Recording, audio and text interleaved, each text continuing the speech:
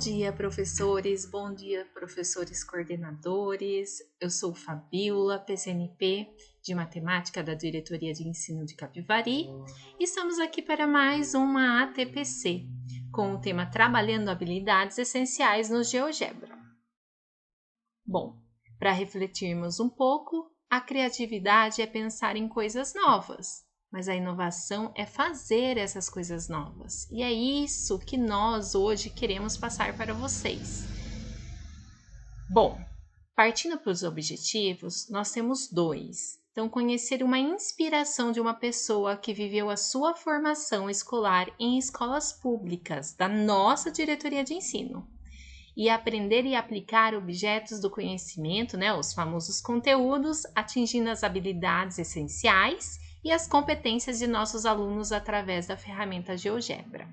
Com o nosso querido ex-aluno, doutor Guilherme Silva, e com a interação do professor Tiago Conrado. Eu passo a palavra para o meu parceiro, o PCNP Luiz, para dar continuidade à nossa formação. Sejam todos bem-vindos. Bom dia a todos. Nós vamos dar continuidade à nossa TPC de hoje. E é com muita alegria que nós estamos trazendo um convidado muito especial para todos nós, para mim que, de uma certa forma, vi esse garoto nascer. Então, fico muito feliz dele poder estar aqui agora, dando a sua contribuição junto com todos os professores. Está conosco também, já vou apresentar o Guilherme, mas está conosco o professor Tiago, da nossa DE, da nossa rede. Gostaria que ele se apresentasse rapidinho, falasse as escolas que ele trabalha, ele vai estar nos ajudando. Então, é uma forma também de, como é gravado a nossa TPC, de ter um professor participando junto com a gente. E aí, Tiago, fala um pouquinho de você. Ok, Luiz. É um prazer estar participando com vocês dessa TPC. É uma experiência muito boa poder estar trocando experiência com vocês acerca do que o nosso convidado tem para mostrar para nós. Quem não me conhece, me chamo Tiago, trabalho com as disciplinas de matemática e física nas escolas estaduais. Eu dou aula na escola Anunciata, de física, no Carlos Tancler, também de física, na escola José de Campos, sou professor de matemática do Fundamental lá. Tenho eletivas no Antônio de Pádua, no Suzana e no de Olinda. Então, está sendo uma experiência maravilhosa nesse ano, trabalhar com o Estado, com uma equipe que agrega muito, muito unida, um ajuda o outro. Então, assim, vai ser um prazer participar com vocês dessa TPC e aprender um pouco com vocês acerca do que o palestrante tem para nos apresentar. Vai ser uma honra. Obrigado, Tiago. Bom, eu vou apresentar o Guilherme, na chamada que nós fizemos da TPC, doutor Guilherme Silva. Tudo bem, Guilherme? É uma honra tê-lo aqui.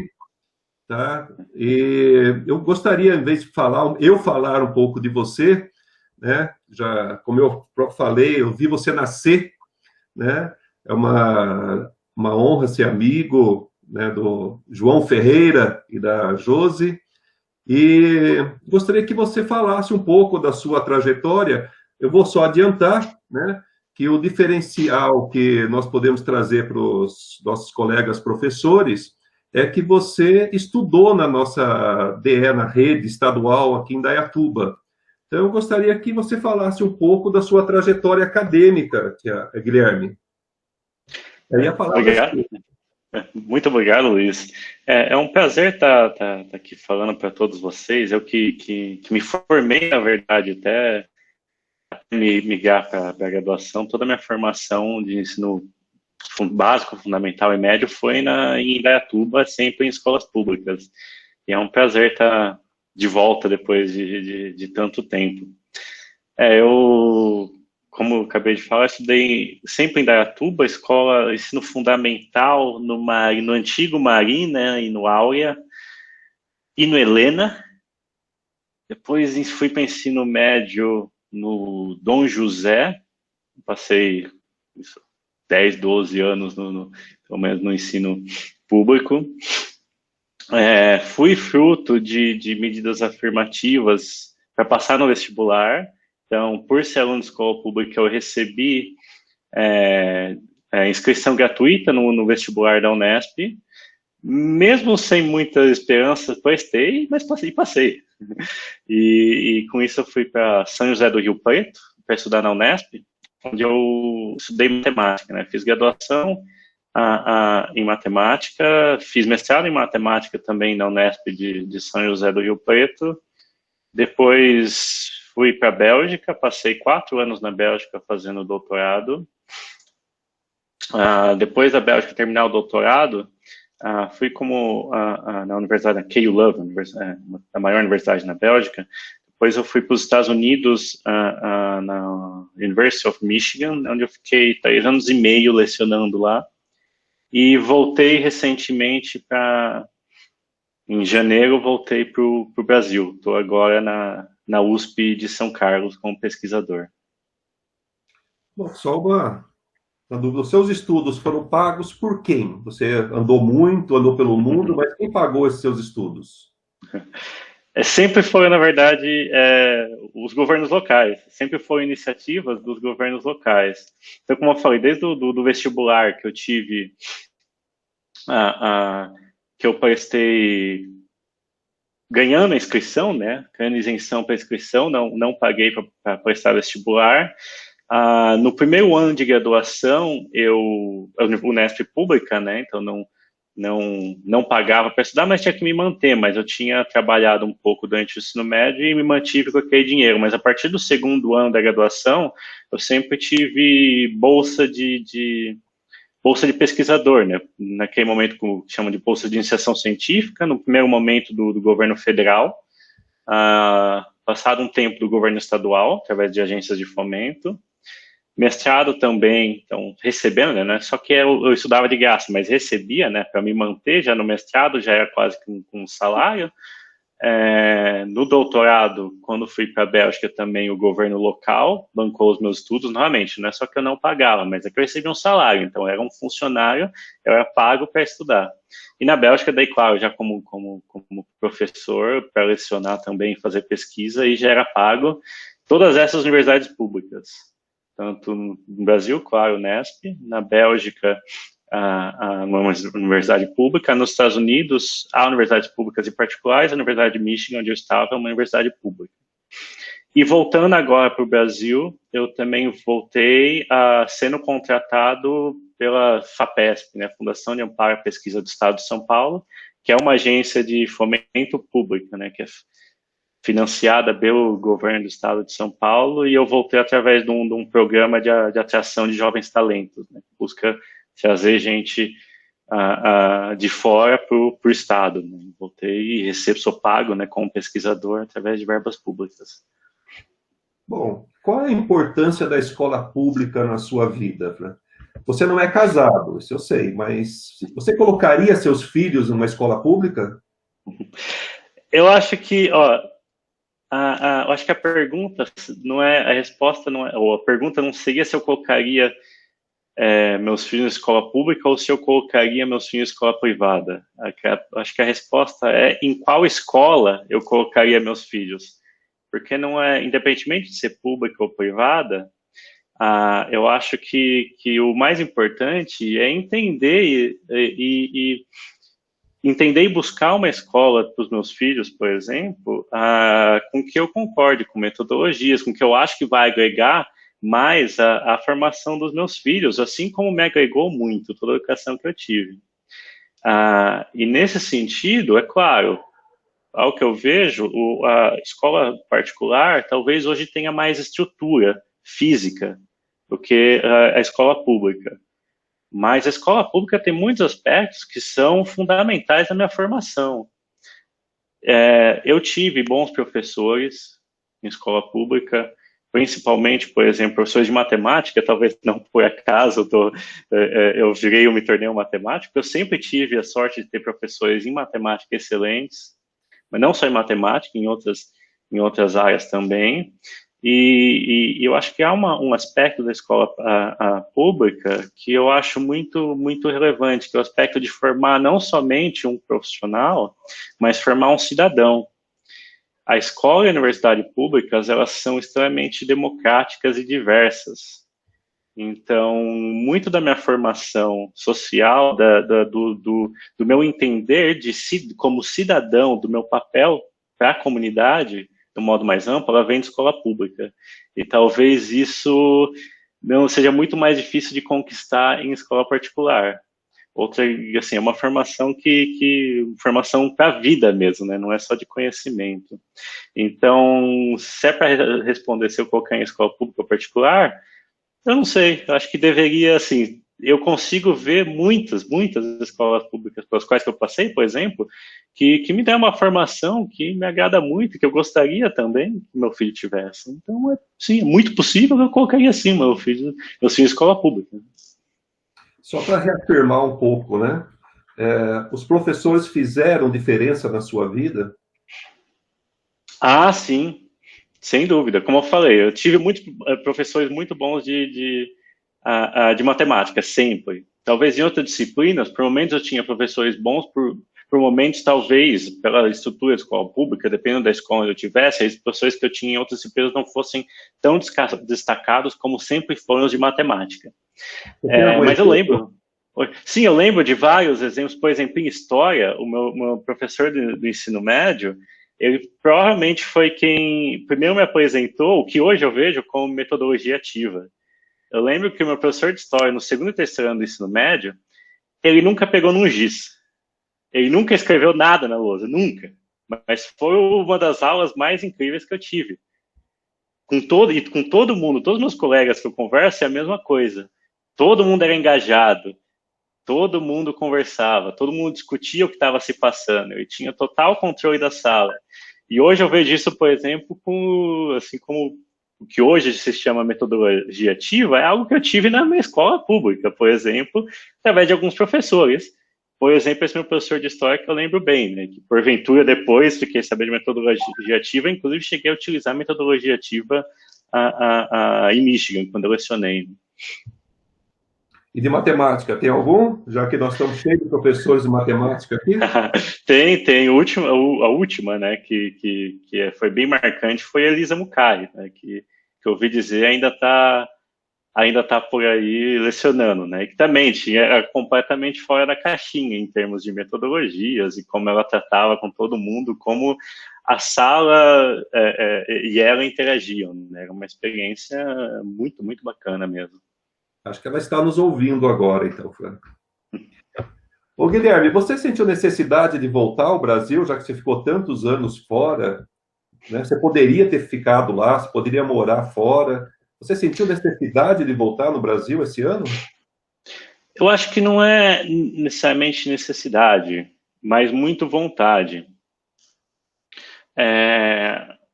No sentido de que se eu fico lá fora, eu poderia tentar passar mais tempo fora, mas se eu fico lá, eu sou, digamos, só mais um. Eu acho que eu posso ter um papel para a sociedade, e aí, novamente, entra toda a formação que eu tive de escola pública como cidadão, eu acho que aqui eu posso dar uma contribuição maior para a sociedade.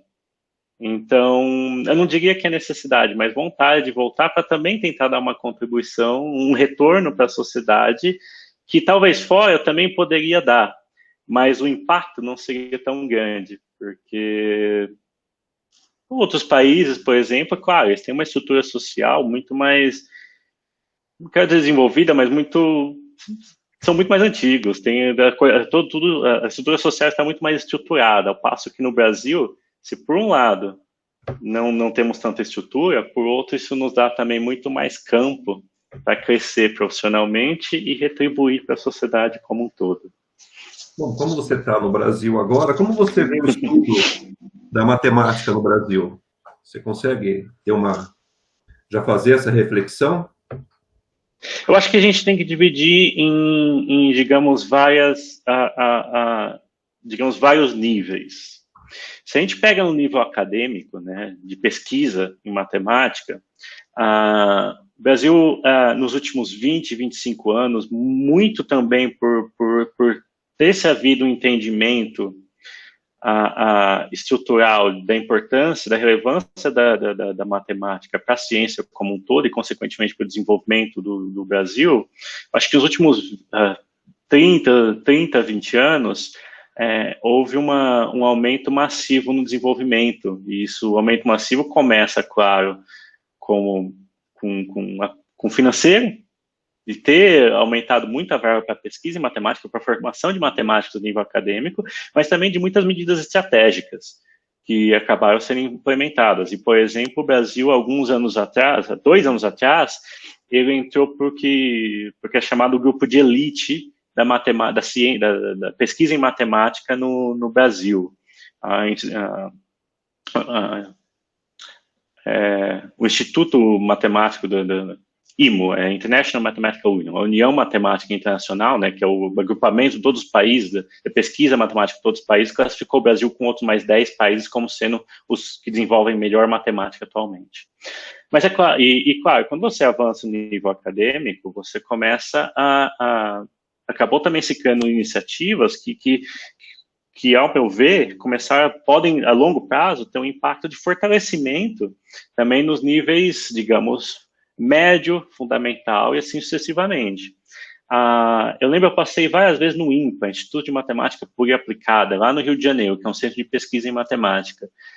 Eu passei várias temporadas lá e era comum ver professores de ensino fundamental e médio, a princípio do Rio de Janeiro, serem treinados dentro do Instituto de Pesquisa de Ponta Matemática, né? Então, havia uma retribuição que começava ali, no que eu acho que aquele projeto durou alguns anos e foi a partir daquilo que se criou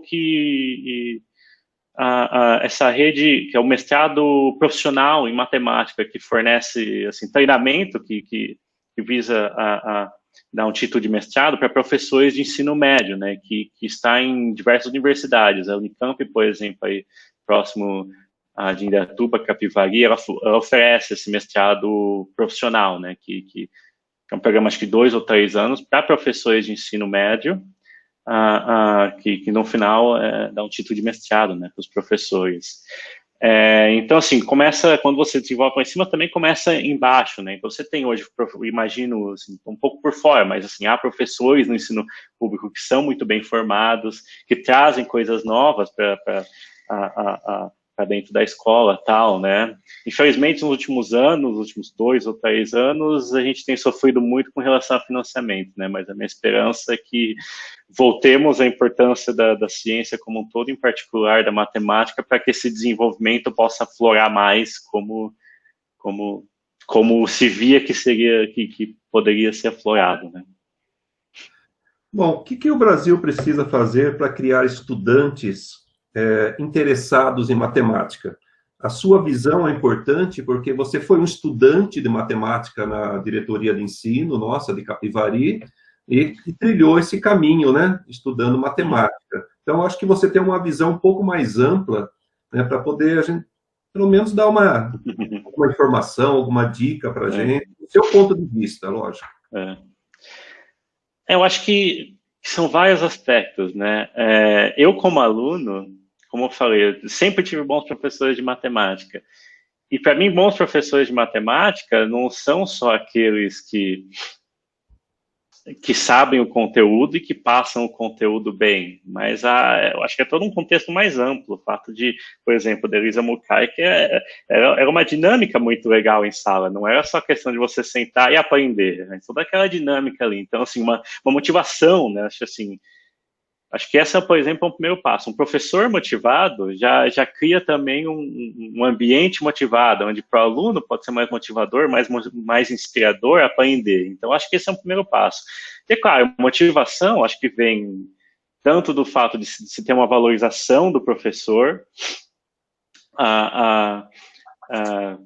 seja financeira, mas não é só financeira, mas também da relevância, da importância, né, do professor para a sociedade. E, é claro, a gente entra em várias questões de toda a desigualdade social no Brasil, como cada um vê a posição do professor como profissional, como quem ensina e tal. Mas, assim, acho que passa muito pela motivação do professor, também, claro, passa do lado do professor ainda, do preparo do professor. É muito bacana que a gente tem hoje a possibilidade, né? A males que vem para bem, mas hoje, talvez pela pandemia, a gente, por exemplo, tem a oportunidade de conversar aqui, né? Devolver um pouco da experiência para professores, né? Então, tem treinamentos desse tipo, como eu falei, tem também hoje em várias universidades se oferece mestrado voltado para a qualificação do professor de ensino médio, né? Então, isso também é uma iniciativa que pode preparar melhor o professor, mas há também iniciativas para os alunos, por exemplo, o BIMAP, né? Que eu cansei de ver por toda a minha jornada, a partir do momento que eu entrei na universidade, eu cansei de ver alunos entrando na universidade pública, aprendendo matemática, se tornando pesquisadores pelo BIMAP. Não só o BIMAP, que é a Olimpíada Nacional, mas aqui em São Carlos, por exemplo, tem uma Olimpíada de São Carlos, ou da região de São Carlos, que também, que é anterior ao BIMAP, por exemplo. Eu conheci gente que trilhou um caminho semelhante com o meu, que passou por BIMAP, né? E eu acho que também há a questão de talvez haver uma contextualização da matemática. Eu acho que não é a questão de contextualizar a matemática digamos, com a vida do aluno, da aluna, não é com relação assim, porque a matemática, ela existe por si só. Tem certas coisas que existem por si só. Vai somar, subtrair, sei lá. São coisas que, assim, entidades que têm a sua relevância por si só. Mas sempre que possível, não é sempre que é possível, mas sempre que é possível, é bacana se a gente consegue conectar, mesmo que de modo bem básico, com uma realidade das pessoas que estão ali, né? Então, por exemplo, é bacana que hoje a gente tenha softwares, como a gente vai falar um pouco mais para frente do GeoGebra, são softwares, então, o aluno pode ligar o computador dele e adora ficar na internet, então de repente pode ligar lá um software e brincar lá, né? Então é uma coisa que você está usando uma ferramenta do contexto dos alunos, né? Para também ensinar algo, né? Porque, por exemplo, ele pode ser estar muito mais confortável com mexer algo da realidade dele no computador do que fazer uma conta no braço, fazer um desenho na mão, né? Então são coisas assim, contextualizar nesse sentido, né? Também, num sentido, digamos, um pouco mais amplo, né? Muito bom. O que você acha a respeito da educação à distância, Guilherme? Para os alunos do ensino fundamental, médio, a graduação, hoje estão vivendo esse momento, né? O que você pensa aí a respeito disso? Essa é uma boa discussão, principalmente nos nossos tempos, né? Eu parto da premissa que nós não estamos, nesse momento, necessariamente fazendo educação à distância. Nós estamos num momento de exceção, onde nós temos que ter educação à distância, mas não fazer necessariamente educação à distância, né? No sentido de que, devido a todas as circunstâncias, é uma adaptação, né? Porque eu acredito sim no ensino à distância, mas eu acredito que ele tem fins diferentes do ensino presencial. Como eu disse, para mim foi muito importante a minha formação como cidadão dentro da escola. Eu não consigo ver como isso se faz de um modo tão efetivo quando você tem educação à distância. Você não tem todo esse contato social que é tão importante para a formação do cidadão, né? Você não tem no ensino à distância. Então, eu não consigo ver no dia de hoje como isso se forma. Então, para mim, tanto a distância quanto a presencial, ela tem fins diferentes. Por exemplo, no ensino universitário, a educação à distância já é uma realidade maior, mas talvez em muitos contextos isso é muito mais para uma profissionalização. Então, você não busca mais uma formação do cidadão, você busca a formação do profissional. E ao passo que, por exemplo, quando se fala em fazer desenvolvimento de ciência, já não se fala de ensino à distância mesmo no nível acadêmico. Se fala de ensino presencial, porque o cientista como um todo, a formação para um cientista é diferente da formação de um profissional. Por mais que se aconteça no mesmo nível, que é o nível superior, mas são diferentes, são formações diferentes. Um profissional talvez se possa fazer bem à distância, o acadêmico já nem tanto, né? A mesma coisa no ensino fundamental, mas de repente pode-se conversar sobre ensino à distância quando você não tem acesso a escola para quem vive em regiões muito remotas do país. A gente pode, de repente, pensar uma situação assim, mas para mim, acho que assim, a formação de cidadão, principalmente no ensino básico, fundamental e médio, acho que é fundamental a presença ali, né? Essa convivência dos alunos uns com os outros para a formação como um cidadão mesmo, né? E eu acho que nesse sentido também o presencial, o professor pode ter um papel muito mais fundamental também na formação ampla do aluno. E eu acho que, assim, porque na minha cabeça o professor não somente ele transmite conhecimento, mas ele também ajuda a construir o aprendizado com o aluno, né? Um aluno não é só aprender a reproduzir 1 mais 1 igual a 2, essa calculadora faz. Mas é toda uma construção de pensamento que tem que estar por detrás, e eu acho que, assim, hoje, no universo de hoje, eu não consigo vislumbrar como isso seria feito de uma maneira tão efetiva como pode ser feito no ensino presencial, né? Então, acho que são coisas distintas. Mas, por outro lado, também, eu acho que essa situação nossa atual de exceção, também a gente pode tratar como um aprendizado em várias frentes. Por exemplo, a gente por causa da pandemia, por causa da gente ter que mover para o ambiente online, é que hoje a gente está conversando. Porque agora, por outro lado, a gente se habituou muito mais a ter umas conversas online, então a gente pode fazer isso. De repente, agora a gente tem que se desdobrar para aprender uma ou outra ferramenta de ensino online para que a gente possa ensinar para o aluno. Bom, mas se a gente aprendeu isso, por que quando voltar para ter presencial, por que a gente não pode continuar incorporando isso nas nossas salas, nas nossas aulas, né?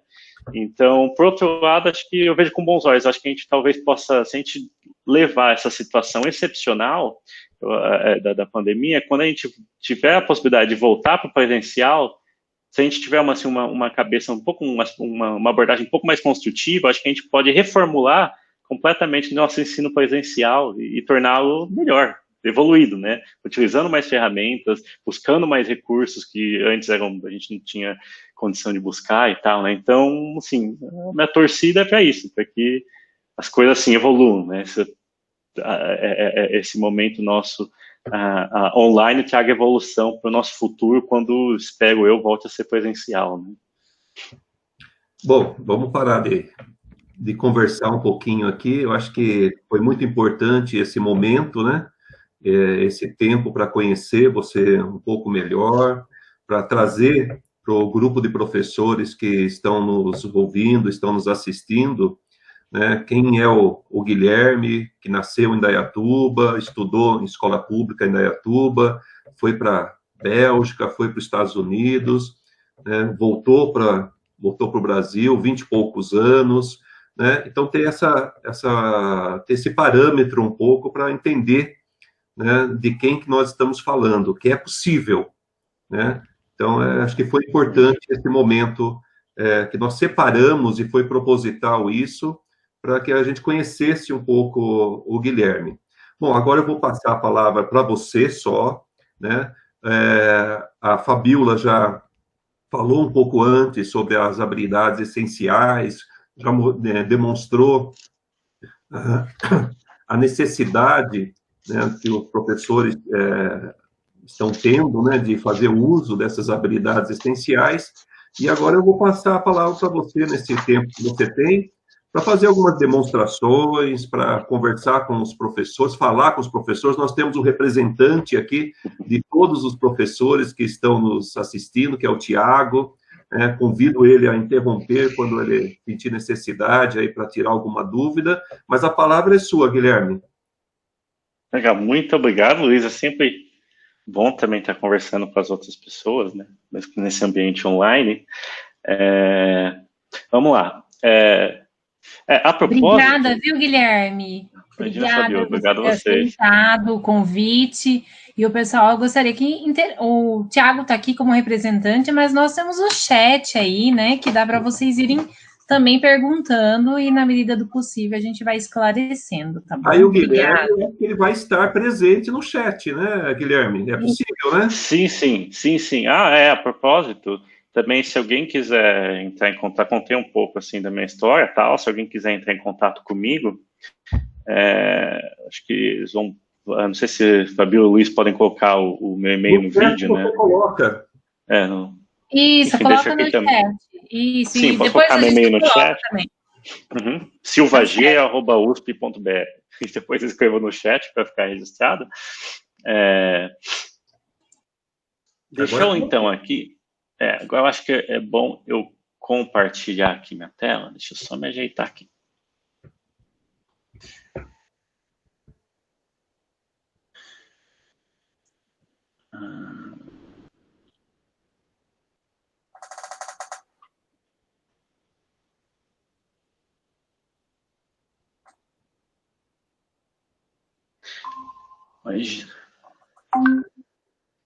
Vocês devem estar vendo aqui a tela do meu computador, né? Isso, navegador geogebra.org. Perfeito. O Thiago já conhece um pouco do GeoGebra, né? Quando começamos a conversar com o Luiz, com a Fabíola, eu pensei, que ferramenta eu posso, de repente, brincar um pouco com eles, né? E pensei um pouco uma coisa, uma outra, tem várias ferramentas online, foi bacana que daí o Luiz e a Fabíola me passaram umas apostilas, né? Acho que esqueci o nome, tem aqui marcado, mas de treinamento de professores, né? Sempre.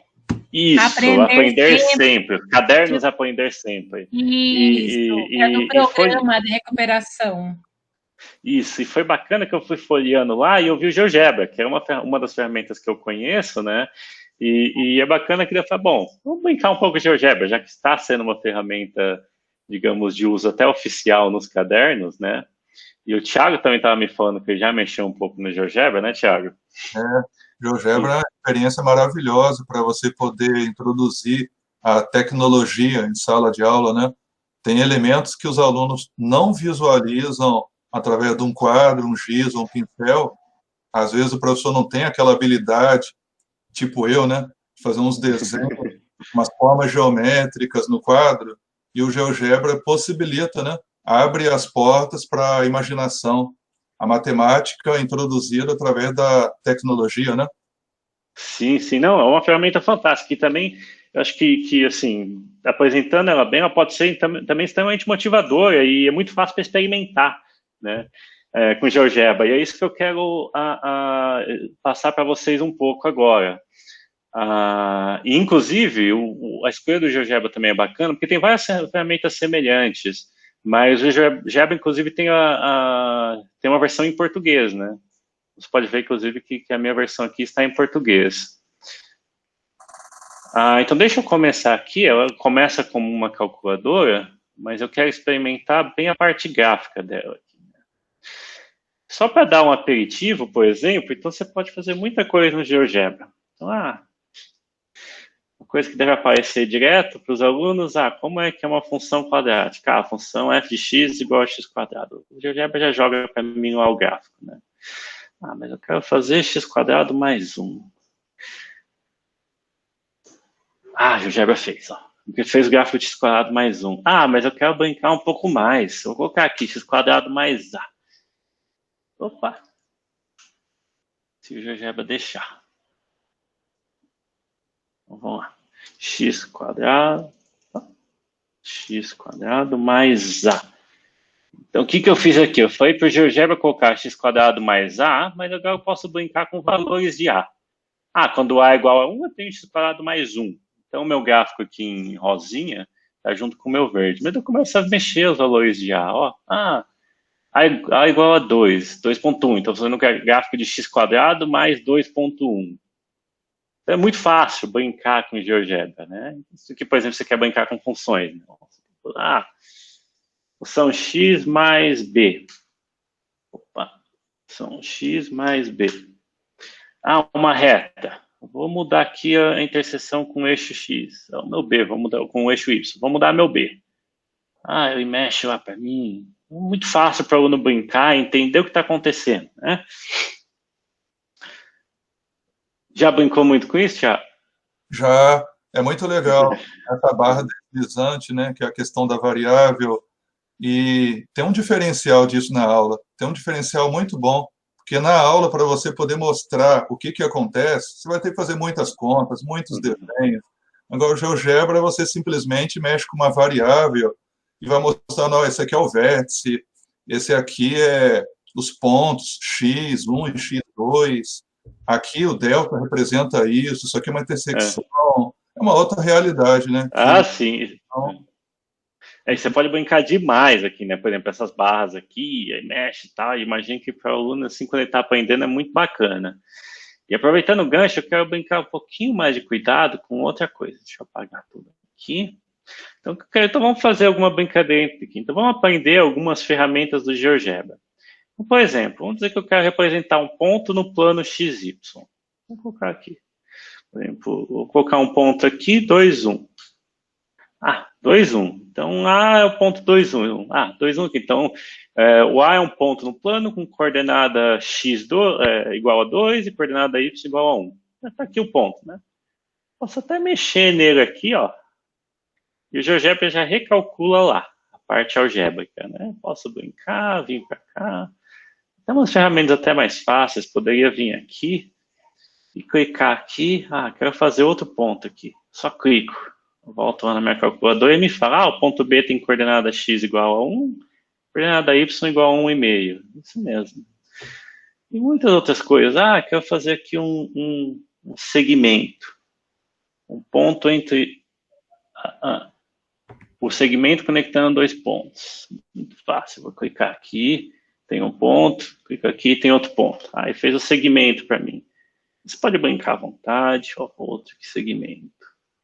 É interessante do segmento, porque periodicamente nós, professores, estamos tendo uma recuperação e aprofundamento, e recentemente foi discutido sobre esse assunto, sobre reta, semi-reta e segmento de reta. Então, o GeoGebra facilita até nesse trabalho aí. Sim, absolutamente. Você pode aqui... Agora. Se eu voltar aqui, eu posso pegar e puxar aqui meu ponto, puxar e brincar bastante, mas deixa eu brincar aqui numa outra direção. Só apagar aqui e refazer. Então eu vou refazer o segmento, mas vou fazer aqui numa linguagem, digamos, de programação. Então o que eu vou fazer aqui? Eu vou criar aqui uma lista X. Essa lista X, ela vai ter certos valores. Vou pôr aqui 1, 2, 3, 4. Então, essa lista X, para mim, vai representar coordenadas no eixo X. Certo? Então, um zoom out aqui. Eu quero fazer uma outra lista aqui, que vai ser a minha lista Y, que vai representar coordenadas no eixo Y. Eu quero fazer, então, 2, 4, 6, 8. Beleza, vai representar isso. Mas o que eu quero agora é só plotar os pontos com coordenada X e coordenada Y, para a gente começar a brincar. Como eu faço isso? Tem uma função dele que já faz isso para mim, essa função de dados. Deixa eu talvez aumentar aqui um pouquinho. Então, função de dados é um comando dele, onde aqui na minha primeira lista de números eu vou colocar as minhas coordenadas X.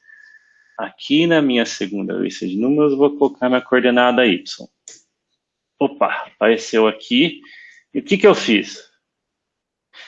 Eu coloquei aqui uma função. Eu fiz aqui uma função que no ponto x igual a 1 tem valor y igual a 2. No ponto x igual a 2 tem valor y igual a 4. No ponto x igual a 3 tem valor y igual a 6. Ponto x igual a 4 tem valor y igual a 8. Então, é claro, se você também plotar g de x, que é igual a 2x, você vai ver que o gráfico da minha g de x é exatamente o gráfico dessa função que passa por esses pontos do jeito que eu falei, né? Eu poderia mudar aqui, tá? Só para continuar a brincadeira. Se eu mudasse aqui para 2, menos 2, 3, 5. E aí agora eu refaço aqui a minha lista função de dados. Então, função de dados, coloco aqui meu x, e aqui coloco meu y. E o que eu criei? Opa, criei um monte de segmento. O que eu fiz? Eu criei uma função que ela é uma função linear por partes, né? No sentido de que eu pego o ponto x2 e eu conecto com o ponto 2 menos 2. Então, o ponto 1, 2, eu conecto com o ponto 2 menos 2. Aí eu conecto o ponto 2 menos 2 com o ponto lá em cima, 3, 3. Aí eu conecto o ponto 3, 3 com o ponto 4, 5. Então, 3, 3 foi lá para 4, 5. Então, tem uma funçãozinha que são alguns segmentos, né? O gráfico que são segmentos conectando os pontos que eu queria, né? Mas eu quero brincar mais um pouco com isso, quero fazer uma construção bem parecida, mas digamos que um pouco mais automatizada. A gente vai aprendendo alguns, digamos, comandos do GeoGebra. Deixa eu apagar aqui. Vou fazer a mesma coisa aqui. Vou colocar minha lista de coordenadas no eixo X.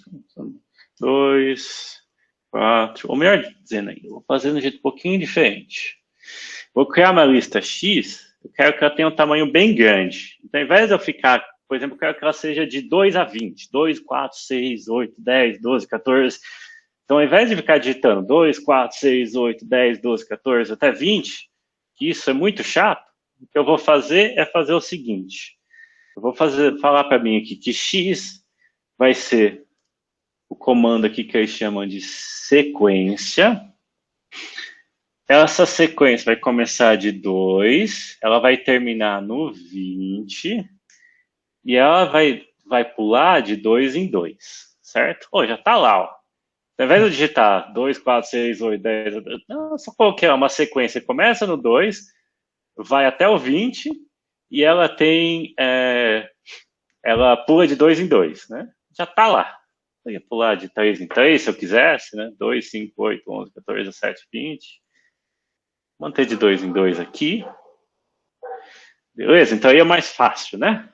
Digamos que eu economizo um pouco de digitação. Beleza. E ao invés de fazer a mesma coisa, eu posso fazer para Y.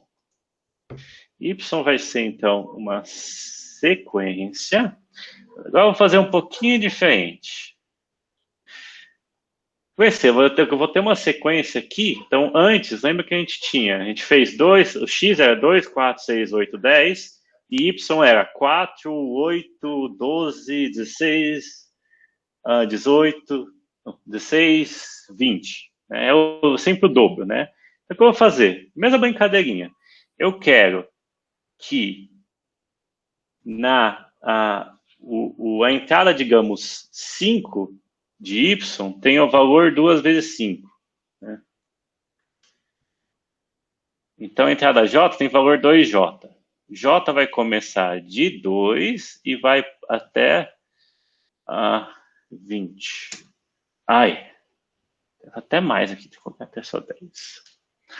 Então, o que eu fiz? Eu peguei aqui a primeira coordenada aqui no meu conjunto Y é 2 vezes 2. A segunda é 2 vezes 3. A terceira é 2 vezes 4. A quarta, 2 vezes 5. A quinta, 2 vezes 6. E assim sucessivamente. Né? Então, você pode brincar. Poderia colocar aqui 2 vezes J. 2 vezes J ao quadrado. Então o que eu estou fazendo? A primeira entrada aqui é começando do 1. Vai ficar mais didático. Então, a primeira entrada é 1 ao quadrado vezes 2. A segunda é 2 ao quadrado vezes 2. A terceira, 3 ao quadrado vezes 3. E assim sucessivamente, né? Com isso eu vou criando uma lista, né? Então, antes aqui eu só fiz uma lista que pulava de 2 em 2. E aqui eu criei uma outra lista, digamos que essa lista vai pulando de acordo com a função que eu coloquei aqui. Beleza?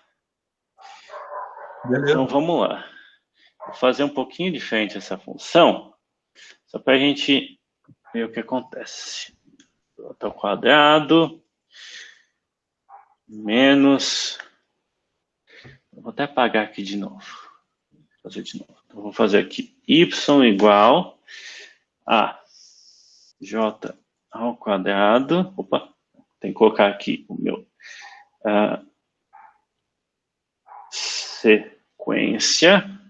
Eu vou só fazer um pouquinho diferente. Então, eu tenho que fazer aqui a função que vai gerar a sequência, j ao quadrado menos 8j.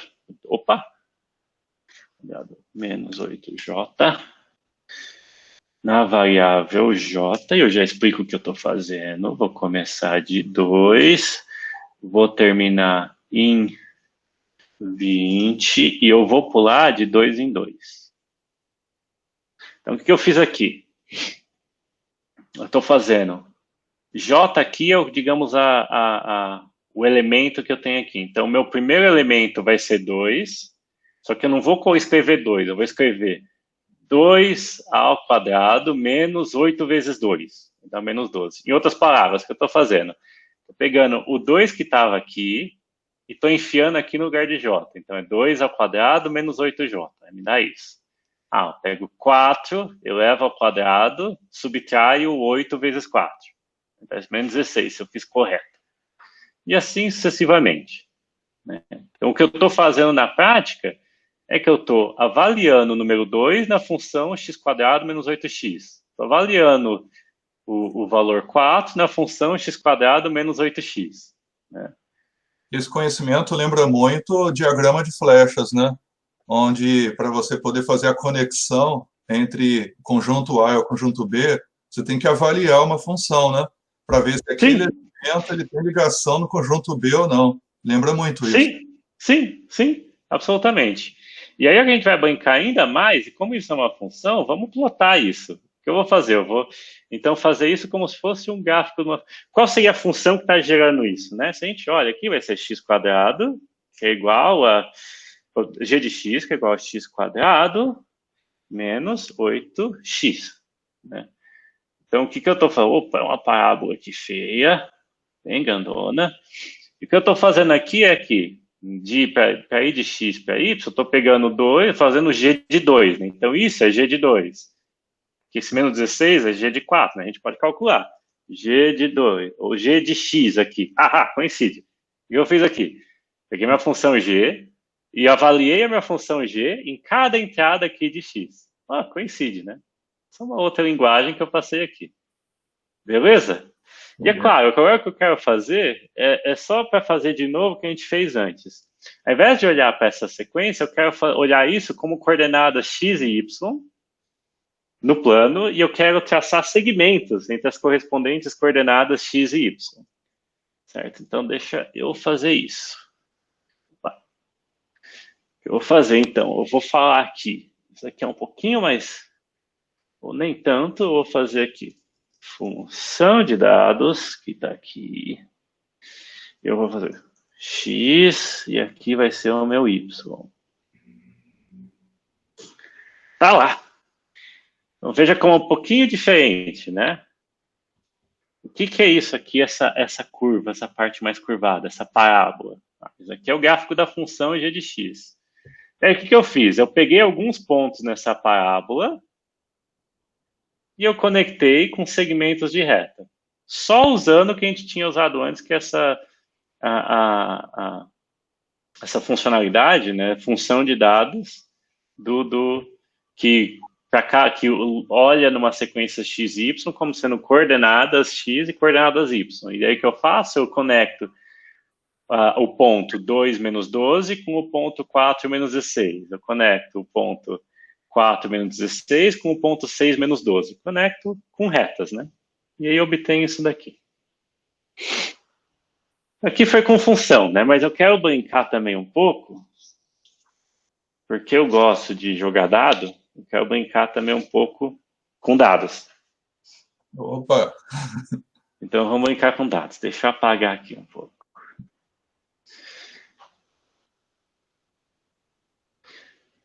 Então, vamos lá. Eu quero primeiro jogar uma moeda. Vou ensinar para vocês como joga uma moeda e como joga um dado no GeoGebra. Então, vamos lá, vamos jogar uma moeda, Thiago. Então, como vai ser minha moeda, eu vou representar a cara como sendo -1 e a coroa como sendo 1. Né? Então, se você vê o -1, quer dizer cara. Se você vê 1, quer dizer coroa. Então, como eu vou fazer isso? nesse caso aí, Guilherme, não tem como acontecer do dado ou da moeda ser viciada, não, né? Tem sim, vamos chegar lá. Aí que fica legal, mais legal quando ela é viciada. A gente vai chegar lá. Eu vou fazer ela não ser viciada, como eu falei. Então, vou fazer primeiro ou vou fazer o dado já direto. O que eu vou fazer aqui? Eu vou colocar o meu dado de 6 números. Meu dado de 6 números é 1, 2, 3, 4, 5, 6. Beleza? Beleza.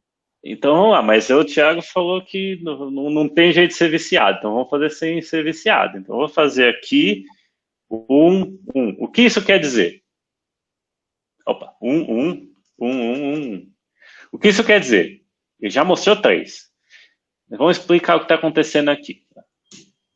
O que ele está falando? Ó, eu tenho o meu dado com números 1, 2, 3, 4, 5, 6, e eu estou falando que a chance de sair 1 é a mesma chance de sair 2, que é a mesma chance de sair 3, que é a mesma chance de sair 4, e assim sucessivamente. Então, se você somar aqui, você tem 6, e eu estou falando 1/6 de chance de sair 1, eu tenho 1/6 de chance de sair 2, eu tenho 1/6 de chance de sair 3, e assim sucessivamente, né? Ou, se você preferir, soma aqui dá 6. De mais ou menos, cada 6 vezes que eu jogar, muito provavelmente vai ter uma vez que vai sair 1, na média. Eu quero viciar o meu dado. Eu quero colocar aqui 10. O que isso quer dizer? Isso quer dizer que o 6 tem 10 vezes mais chance de sair do que o 5. Tem 10 vezes mais chance de sair do que o 4. Tem 10 vezes mais chance de sair do que o 3. E assim sucessivamente. Assim, pode jogar assim. Assim que é bom para jogar, né? Assim que é bom. A gente já vai ganhar dinheiro com isso. Calma aí. A gente já vai ganhar dinheiro. E, ó, eu tô clicando aqui. Toda vez que eu clico, tá aparecendo 6. É claro que tá aparecendo 6. Meu dado tem muito mais chance de aparecer 6, mas de vez em quando aparece 1, né? Mas vamos seguir na ideia do que a gente mexeu antes. E o que é? Já que ao invés de sortear um dado, porque cada vez que eu clico aqui, eu estou sorteando um dado, certo? O que eu quero fazer? Eu quero agora sortear 10 dados de uma vez. Então, deixa eu sortear 10 dados aqui. Vou usar só coisas que a gente fez antes. Eu vou ter aqui X, vai ser sequência. Então, aqui, expressão. Então, essa aqui é a minha função. Qual é a minha função? A minha função vai ser o sorteio dos dados. Aleatória, discreta. Deixa eu só copiar e colar aqui. Então, vai ter 1, 2, 3, 4, 5, 6. E eu vou ter proporções 1, 1, 1, 1, 10. Aqui, variável, é só para eu falar quantas vezes, o que vai mudar lá, mas ela vai mudar. É minha entrada, vamos dizer J, mas aqui é irrelevante. Valor inicial, vamos dizer que eu quero fazer sortear um dado 10 vezes. Então, o que eu estou falando aqui, essa variável J é meio que artificial, mas estou falando aqui, nessa entrada, que eu vou começar com o elemento 1 de X, e vou ter 10 elementos, então vou sortear o dado 10 vezes. Mas não é o dado de sempre, é o dado viciado do que o Thiago quer ganhar de mim. Com certeza. Opa! Esqueci de fechar alguma coisa aqui. Deu a falha. Talvez não estou esquecendo nada aqui. Deixa eu tentar de novo, apagar e fazer de novo aqui. X igual a C. Opa!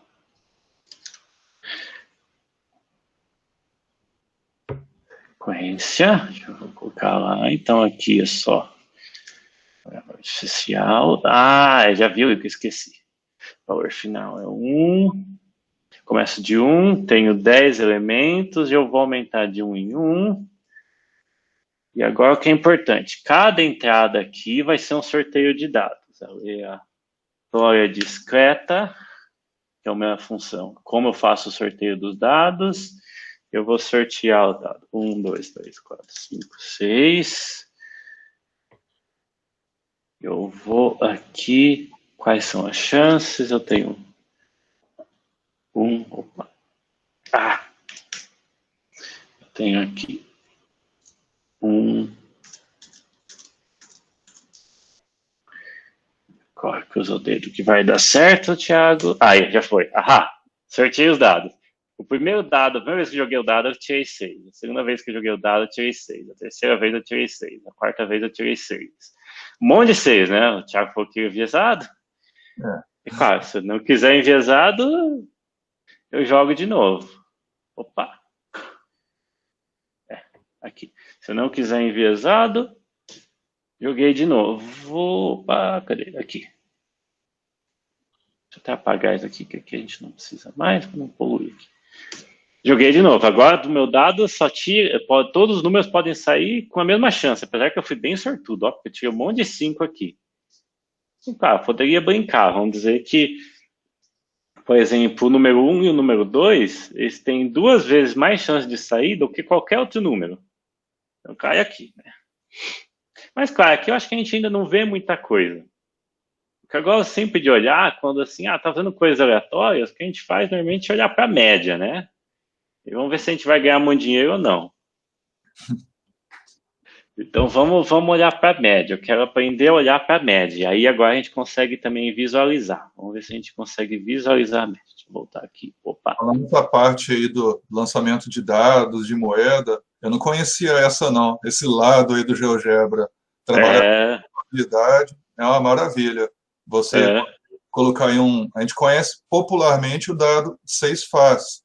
Mas a gente sabe que tem de 12, tem de 20. Quem joga aqueles jogos antigos de RPG sabe que a rolagem de dados existem vários, né? E a gente pode trabalhar probabilidade com isso aí.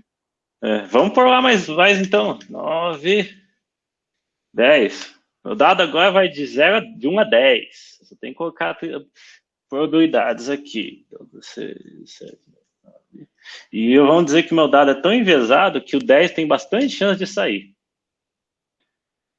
Então, o que eu estou falando aqui são as proporções, né? Então, o 1 tem 2 vezes mais chance de sair do que, por exemplo, o 4. O 10 tem 10 vezes mais chance de sair do que o 4, né?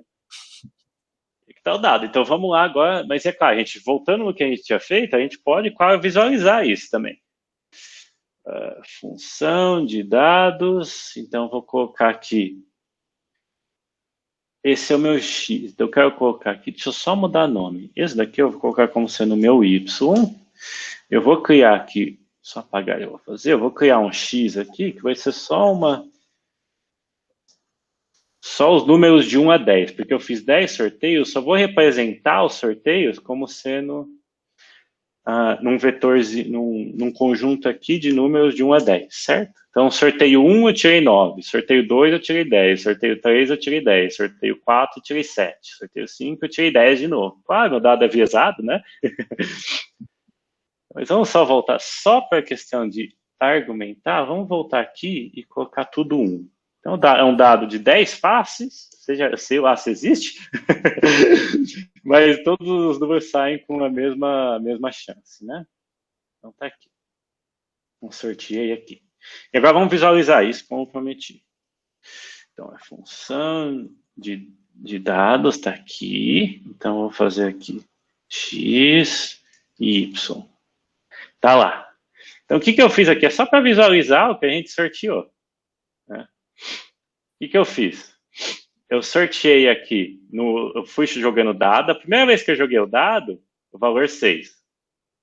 A segunda vez que eu joguei o dado, deu valor 1. A terceira vez que eu joguei o dado, deu valor 3. A quarta vez que eu joguei o dado, lá em cima, deu valor 8.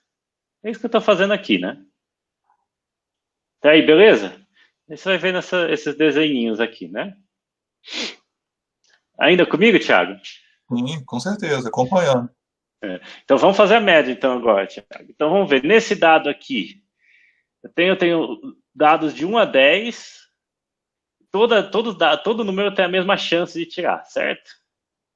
Então, a média deve ser lá para 5, né? 5,5. Né? Então, vamos olhar para a média. O que eu vou fazer? Eu vou fazer agora uma brincadeira um pouquinho mais complicada. Então, eu vou criar aqui um conjunto de dados auxiliar. O que esse conjunto de dados auxiliar vai ser? Ele vai ser também, vai ser uma sequência. Então, aqui, eu vou pôr aqui. O que eu vou fazer?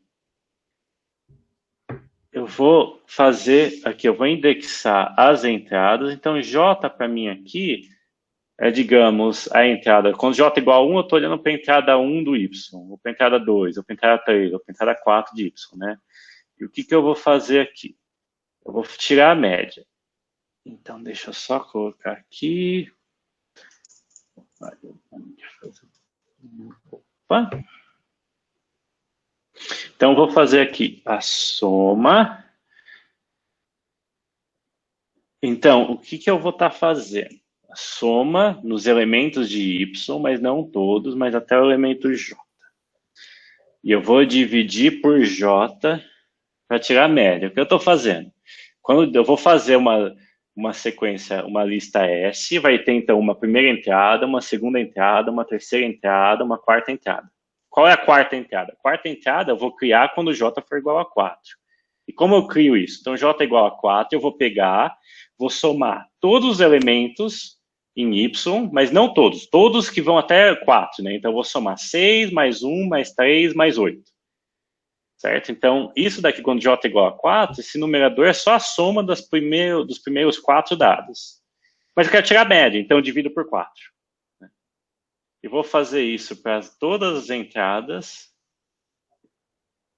de Y, que vai até 10. E eu vou incrementar de 1 a 1. Opa, tá lá. Então, esse primeiro elemento, o que ele é? Bom, é a soma da primeira entrada, só a primeira entrada de Y dividido por 1. É 6, né? Então, o segundo, eu somo os dois primeiros, divido por 2, ou seja, a média entre os dois primeiros, 3,5. O terceiro, eu somo os 3 primeiros e tiro a média, vai dar 3,333, que é 10 dividido por 3, né? Então, dá mais ou menos isso. E assim sucessivamente, certo? É tipo uma somatória de todas as médias. Né? Na verdade eu estou tirando a média até o determinado sorteio do dado, né? Então a primeira entrada é a média só do primeiro sorteio. A segunda entrada é a média do primeiro e segundo sorteio. A quinta entrada é a média do primeiro ao quinto sorteio de dado, né? Como eu falei, e é sempre legal para a gente visualizar. Então vamos visualizar. Então o que eu vou fazer? Pegar a função de dados e vou colocar aqui o meu o coordenado aqui x, só para marcar 1, 2, 3, 4, 5, 6, 7, 8, 9, 10. Vou colocar aqui s. Ahá, tá lá. Então, o que a gente está vendo aqui? O que é o verde? O verde só representa os sorteios individuais. Então, aqui quer dizer que no primeiro dado eu tirei 6. Aqui, o segundo dado, eu tirei 1. Aqui, o terceiro dado, eu tirei... o terceiro dado, eu tirei 3. No quarto dado, eu tirei 8. E assim sucessivamente. E o que é o azul? O azul me representa a média. De todo mundo que está para trás, né? Então, a média do primeiro dado só é o dado em si, 6. Mas aqui, qual é a média entre o primeiro e o segundo dado? É 3,5. Qual a média entre o primeiro, o segundo e o terceiro dado? Então, 3,333. Qual a média entre o primeiro, o segundo, o terceiro, o quarto dado, né? Essa daqui é o que está aqui, é 4,5. E assim sucessivamente, certo? Certo.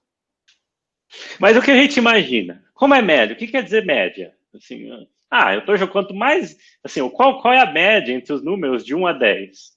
É 5. 5,5, né? Se eu ficar jogando o dado de 1 a 10, 5. Se eu ficar jogando os dados... Nossa, não estou errando média, né? Se eu ficar jogando os dados mais e mais vezes, o que eu vou imaginar que vai ser a média da soma de todos os resultados? Deve ser da média dos números de 1 a 10, né? Então, vamos jogar o dado muitas vezes. Eu vou jogar meu dado aqui, então eu vou fazer... jogar o dado aqui, por exemplo, 100 vezes. Opa! Agora o negócio vai ficar feio. Então, até refazer tudo isso... eu vou refazer tudo isso, mas agora eu vou colocar um parâmetro m. Então, eu quero jogar o dado, eu joguei o dado 10 vezes, deixa eu só copiar aqui rapidinho. Depois eu vou mudar o que eu preciso. Então, recapitulando, até agora o que a gente fez? A gente jogou 10 dados e a gente representou os resultados dos dados no gráfico, e a gente representou a média também dos resultados num outro gráfico, né? Então, o que eu quero fazer agora é fazer a mesma coisa, só que eu quero fazer um pouco diferente, porque eu quero sortear não só 10, mas eu quero sortear 20, 30, 40, 50 dados. Então, no mesmo jeito que a gente fez antes, eu quero fazer um negócio que seja, que eu possa ter uma barrinha, onde essa barrinha vai representar o número de sorteios do meu dado, né? Vou até colocar aqui 100. Né? Então, o que eu vou fazer? Então, deixa eu sortear aqui meu dado, meu Y, o X aqui vai representar para mim como foi antes. Vai ser só o... vai ser representar em qual sorteio eu estou, né? No primeiro sorteio, no segundo sorteio, no terceiro sorteio, né? Y aqui vai ser exatamente os meus sorteios. Então, o que eu tenho que fazer? Eu tenho que contar aqui para o GeoGebra que eu vou sortear dados. Então, eu vou pegar aleatória discreta, exatamente como a gente estava antes. Vou colocar aqui lista 1, 2, 3, 4, 5, 6. Vou colocar aqui... vamos colocar agora que os dados não são enviesados. Deixa eu só contar, tá certo? 1, 2, 3, 4, 5, 6. Então, qualquer resultado do dado tem a mesma chance de sair. Aqui é só uma variável para eu entender que ele vai fazer isso J vezes de 1 até M em incrementos de 1. Vamos ver se está funcionando. Isso, ó. Então agora o aumento aqui, ele já ressorteia os meus dados, o tanto de vezes que eu quero. Nesse caso, 27 vezes, né? Então eu aumentei aqui e já vai aumentar lá sozinho. E agora, como a gente fez antes, eu vou só entrar com a mesma coisa, só que eu vou fazer agora as médias, né? Então aqui eu tenho que colocar um quociente, onde aqui em cima eu vou ter a soma dos elementos de y, mas não todos os elementos de y, mas só os elementos até uma determinada entrada, dividido por quantas entradas eu estou somando, para que seja a média. Estou usando aqui j para representar as entradas, de 1 até m, em incrementos de 1. Tá lá. Então, aqui, 5 é a média do primeiro dado. Sim, esse 5 aqui representa a média dos dois primeiros dados. Bom, os dois primeiros dados foi 5, então a média é 5. 5.333 é a média dos 3 primeiros dados, né? E agora a gente vai para a parte do gráfico, que é a função de dados. E agora eu tenho que fazer aqui x, e eu faço y. Então, aqui é como antes, representa só os valores de cada sorteio. Então, no sorteio 4, eu tirei 4. Né? No sorteio 10, eu tirei 1. Aqui. E é claro, eu quero fazer também uma outra que é para média. Né? Então, aqui é x e s. Ahá, está aqui minha média. Né? Então, aqui eu tenho a média. E, claro, e aí você pode ver que tem esse fenômeno interessante, né? Porque a média, eu joguei o dado 10 vezes, a média dos 10 primeiros resultados está muito próximo da média dos 6 lançamentos de dados. Você pode ver que, conforme vai passando o tempo, a média vai meio que estabilizando, vai ficando com a média dos possíveis lançamentos, né? E claro, eu podia, por exemplo, se eu coloco um viés, o 6 tem muito mais chance de sair. Mudou já tudo para mim. O 6 tem muito mais chance de sair, então eu vou ter um monte de 6. Aqui eu preciso mudar de novo. Não, tá certo. Aqui. Aí, agora mudou. Ainda não mudou o G aqui. Gostou daqui? Então deixa eu só recalcular aqui.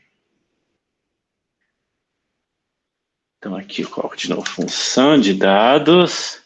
Então eu quero fazer x e eu quero fazer y, que são os dados. Eu quero fazer também função de dados. Eu quero fazer X e eu quero fazer também com a média. Aí, recalculo a média. Olha, meu dado é super enviesado. Então, a minha média vai ficar muito próximo de ser 16, né?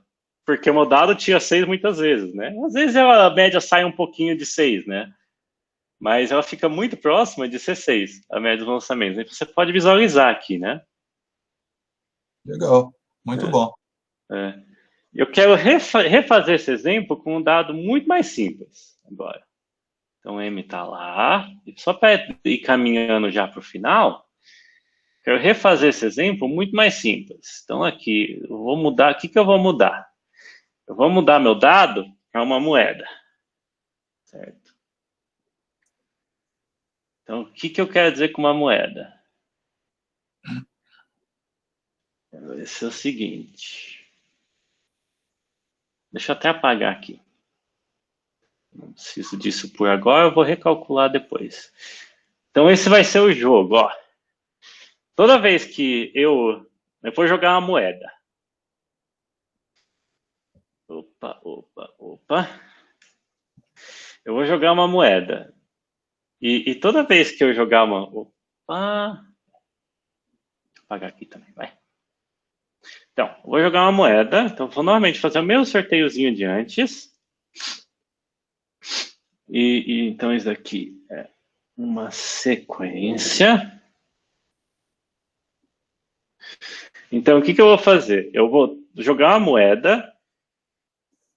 E essa moeda aqui, então, ela vai ter cara ou coroa. Vamos dizer que ela não é enviesada. Então, mas eu vou representar a cara como sendo 1 e vou representar a coroa como sendo -1. Eu quero dizer com isso, imagina o seguinte, imagina que toda vez que tirar cara, o Thiago me dá R$1. Toda vez que eu tirar a coroa, eu dou R$1 pro Thiago. Olha o que você vai fazer aí, hein? Que eu tenho pouco. Então esse vai ser mais ou menos o joguinho. Então eu vou fazer a mesma coisa. Tá? Aqui, o inicial 1, então eu vou jogar aqui M vezes incrementos de 1. Né? Então aqui tá falando, primeira vez eu tirei coroa, só azarado. Thiago, você ganhou R$1. Segunda vez eu tirei coroa. Thiago, você ganhou mais R$1. Terceira vez eu tirei coroa. Thiago, você ganhou mais R$1. Quarta vez eu tirei cara. Thiago, me devolve R$1. E assim sucessivamente, né? Ó, Thiago, tá saindo bem aí, viu? Poxa, pelo que eu contei aqui, eu já ganhei R$8. Vamos contar direto. Então vamos contar direto, Thiago. Então como a gente faz para contar direto? Quanto eu sei quanto o Thiago tem? É só eu somar o número de uns com o número de menos uns, né? Então, se eu pego aqui soma, essa vai ser a minha sequência. Mesma coisa que eu estava fazendo antes. Vou fazer soma.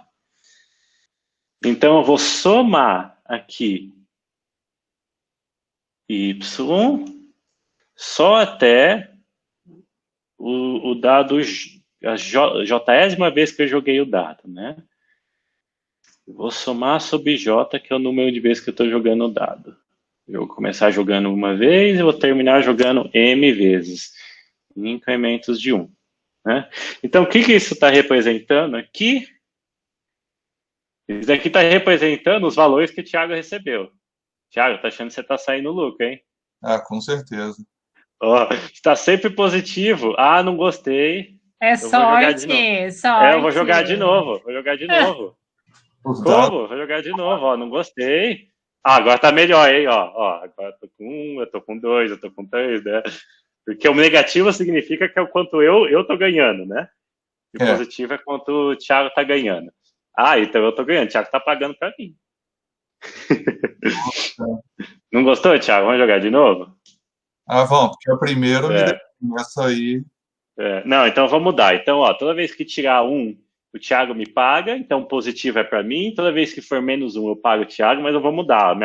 A minha moeda agora tem chance 2 de ser cara e tem chance 1 de ser coroa. Então no começo o Thiago até ganhou um pouquinho, mas depois eu ganhei mais, né? Mas seguindo aquela ideia de visualizar, vamos visualizar o que está acontecendo. Então, vamos lá, função de dados. Então, vamos visualizar quais são os ganhos.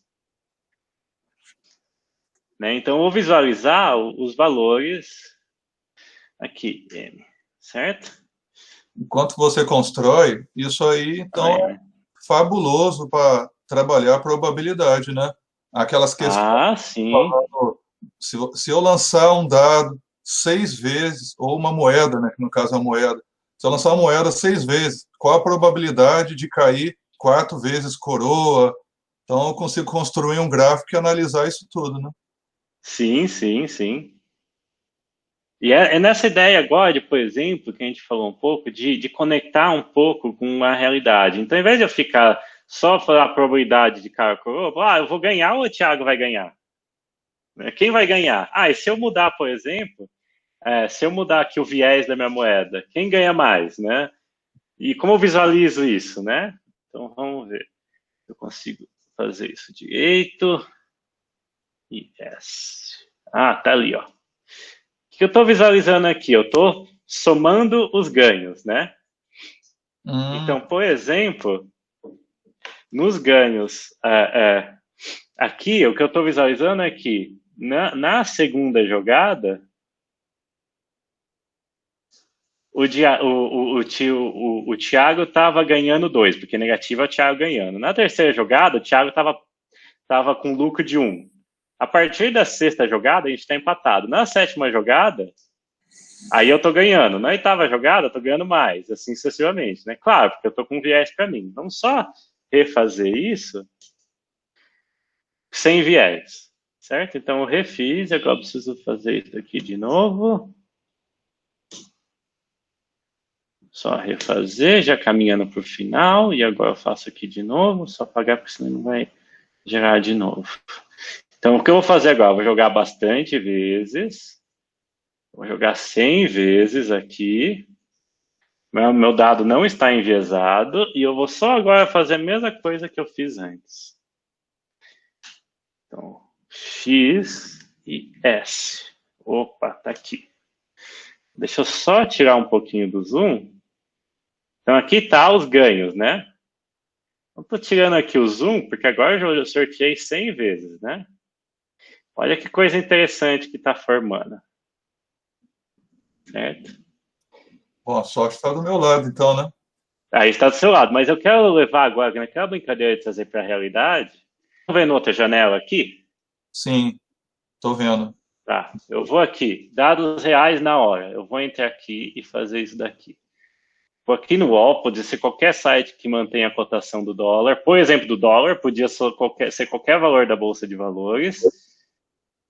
Eu vou aqui para o histórico e vou comparar, por exemplo, só para a título de ilustração, o que eu estou fazendo aqui. Espero que ele me ajude aqui, funcionando. Tá aqui, ó. Então, o que eu vou fazer? O que é isso daqui que eu vou mostrar? Eu vou mostrar a janela de variação do dólar. Aqui está sendo de, digamos, 1º de fevereiro de 2019 até 31 de janeiro de 2020. Né? Eu vou até diminuir um pouco para ficar um pouco mais estável. Então, essa variação do dólar. Deixa eu trazer aqui para a gente comparar. Esse é o momento que a galera que quer investir na Bolsa de Valores vai arregalar os olhos vendo esses gráficos aí. E aí, parece que é um pouquinho igual? Realmente tem uma certa semelhança, né? Muita semelhança. É claro, o que acontece aqui, se eu aumentar para 100, para 1.000, 2.000, o computador vai ficar um pouco mais lento, mas você vai começar a ver uma semelhança ainda mais parecida. Então, num joguinho besta, só de olhar, você já vê uma semelhança com, por exemplo, com um problema da vida real, né? E isso daqui não é só uma brincadeira, na verdade, fazendo gancho, por exemplo, a pesquisa em matemática, esse joguinho de ganhar, de eu pagar para o Thiago ou receber do Thiago, é um jeito de modelar o que a gente chama de localmente a bolsa de valores. Então, se a gente olha para o valor, por exemplo, da moeda, a gente pode fazer uma modelação matemática com esse joguinho besta, que só envolve coisas de ensino médio, jogar a moeda, ou ensino fundamental até, né? É jogar a moeda e somar. Né? E com uma brincadeira básica, a gente faz uma conexão legal, inclusive com o mundo real, né? Muito bom, né? Trazer a realidade para a sala de aula. E essa tecnologia que você trouxe para a gente hoje, dá para o professor, por exemplo, hoje a gente tá gravando pelo Meet, dá para o professor fazer tudo isso através, né, de uma plataforma aí que eles estão utilizando. Perfeito. Sim, Tiago, sim, Tiago absolutamente. achou que ia ficar rico, Tiago, mas Tiago era só uma demonstração, viu? Felizmente, felizmente. Infelizmente, Guilherme, o nosso tempo já está Isso. esgotando, né? Mas É, nós ficaríamos muito, muito mais tempo, né? Aprendendo com você, compartilhando com você esse aprendizado aqui, mas é um recurso, né, que o professor tem, ele pode procurar nas gravações mesmo, tutoriais, vai ficar gravado mesmo no YouTube, uhum, vai poder fazer uso disso, isso que é importante, né? Isso vai uhum. fazer um link com os nossos cadernos, com o que foi passado agora, eu acho que é um aprendizado, tudo que venha para a gente aprender mesmo e colocar em prática, colocar em uso, né? Eu só, por causa do tempo, eu vou dar um minutinho para você fazer suas considerações finais, Guilherme, e te agradecer demais pela sua Sim, não, presença. não, agradeço vocês, né, foi muito bacana quando o Luiz me contactou, assim, é sempre bacana poder devolver um pouco, né, na medida das minhas possibilidades, né, e o que eu queria mais passar, assim, é claro, brinquei um pouco ali, tem muitas funcionalidades ali no GeoGebra, tem muito vídeo, muito tutorial, assim, é um universo muito grande, eu só sei uma pontinha do iceberg, né, mas claro que quando assim, algum outro elemento ali possa ser útil, pode ser de valia. E como o Luiz falou, por exemplo, que é bacana, assim, que o professor pode usar mesmo, os professores podem explorar, podem disponibilizar em vídeo, né? E aqui mesmo, né? De repente isso pode ficar como uma referência para vocês. O bom de gravado é isso, né? Que você pode voltar e olhar, mas não entendi aquilo, deixa eu olhar de novo, né? E tentar aproveitar ela. Espero que alguns desses elementos que a gente brincou aqui hoje possam ser úteis para vocês, né, professores e professoras. Com certeza será. Pode ter certeza. Tiago, muito obrigado pela sua participação. Você engrandeceu o nosso ATPC de hoje. Muito obrigado. Suas considerações aí, despedida. Então, eu considero que essa reunião foi maravilhosa, porque, do ponto de vista do professor, a maioria, pelo menos dos meus colegas, nós conhecemos o GeoGebra mais com o olhar da geometria, né? Geometria plana, geometria espacial, se trabalhar com vértices, ângulos, e probabilidade, esse lado aí do lançamento de dados, moedas, realmente é uma novidade que eu não conhecia. Eu já vi trabalhar com jogos no GeoGebra, já vi trabalhar com geometria, mas com probabilidade, estatística, com essas informações que você mostrou, para mim é novidade. Eu acho que isso aí pode cair até na onda da molecada, da galera, porque hoje em dia está muito popular alunos querendo aprender programação, HTML, Java, PHP, e de certa forma o que você está fazendo aí é uma programação. Então, para mim essa aula aí foi maravilhosa, eu gostei muito. Para mim foi show de bola. Obrigado, Tiago. Muito obrigado, Agora, Thiago. a Fabiola parece ter uma surpresa, né? Isso. Então, Guilherme, a gente tem uma surpresa aí final para você. Eu espero que você goste. Agradeço imensamente todos vocês, professores coordenadores, né, todo o pessoal, PCA, PCG, por estar aqui nessa formação, abrilhantando, como sempre, com a participação através do chat. Eu me despeço por aqui, Luiz. Se quiser falar mais alguma coisa, pode Não, falar. a mesma coisa, agradeço a todos os professores que estão acompanhando e nós, todos do Núcleo Pedagógico, estamos à disposição de todos vocês. Tá? Um grande dia a todos. Eu, mais uma vez, obrigado, Guilherme, obrigado, Tiago. Até mais. Até. Olá, aqui é Elisa Mucay, professora de matemática. Fui professora do Guilherme no ensino médio Dom José, e ele foi um aluno de destaque em matemática, sempre foi, tem um senso de justiça muito forte e também uma preocupação com vários acontecimentos da escola, né? E de forma discreta tentando atuar para ajudar na solução. Depois de formado, ele tentou, né, a universidade pública e anos mais tarde, enquanto aluno da graduação da Unesp, ele entrou em contato, ele me localizou pela internet e propôs voluntariamente para conversar com os alunos do Dom José, né, a respeito da UBMEP e dos benefícios que essa Olimpíada poderia trazer. Também presenteou alguns alunos com livros e cópias de problemas de matemática e também, deixa eu ver aqui, marcou, né, muito, né, a conversa dele com os alunos, né? Ele fez um alerta para os jovens da importância da participação das Olimpíadas e também na obtenção das medalhas, os benefícios que a medalha e o certificado podem trazer para o aluno da graduação, principalmente de rede pública. Impressionou muito a força de vontade, pela conquista, né, da medalha internacional de matemática, que graças, né, à participação e à seriedade com que ele participou dessa Olimpíada, abriram-se várias portas, convites de grandes instituições, principalmente o INPA, que é a instituição de matemática, querendo saber melhor quem é o Guilherme, né? Quem é esse aluno pesquisador. E aí ele seguiu, ele já estava já na graduação, com um pé no mestrado, e acho que agora ele já está com doutorado, né? Hoje ele é o doutor Guilherme, né? E até hoje, né? Desde aquela época até hoje, eu tenho conversado com os alunos da rede pública, falando do Guilherme sempre, da história de vida do Guilherme, do alerta que ele fez da importância de participar das Olimpíadas, né?